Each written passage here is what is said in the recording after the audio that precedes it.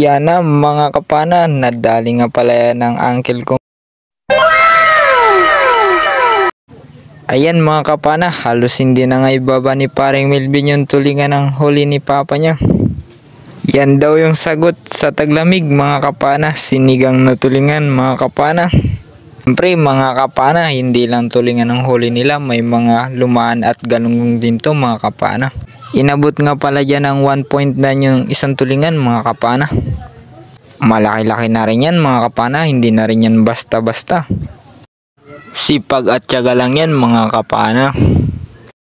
Parang may naamoy ako hindi maganda. Kinuha na nga ang tulingan mga kapana, mukhang sisigangin na ata.